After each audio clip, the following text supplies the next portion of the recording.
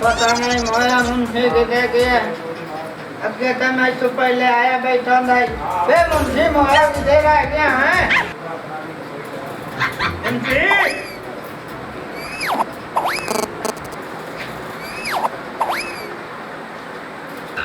रे दादा मोया घर को भी मैं आया मैं आ गया दादा चार को भी हाँ दादा हे बड़े ओ मेरा बच्चा मुंशी मोया आई तेने क्यों लेट आ गई है और मैं लस्सी खेलने गया थी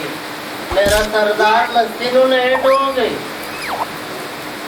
मेरा बच्चा के हिसाब किताब है कमान समान लगता बधाई कोई पैसा पा चलता है के मुक्का बधा है ऐसा पा मुक्का बधा है चलो मेरा आज किसे नु घूरे फिरे ने आया है जी हाँ और हिसाब किताब मैंने दसते ठीक है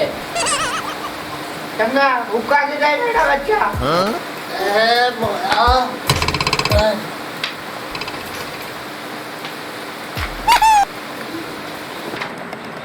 मैं घेर ले आऊँ ना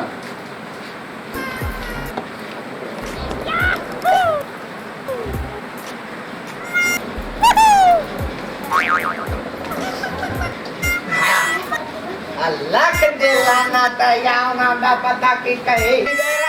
आ गई अस्सलाम वालेकुम बाबा जी राम नाल बैठ जा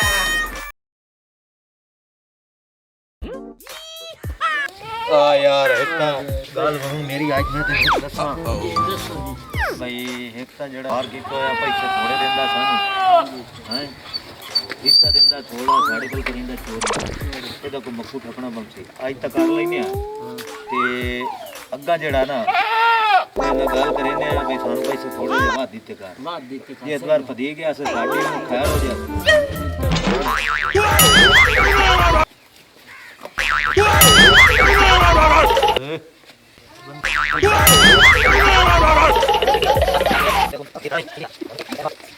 Let's go.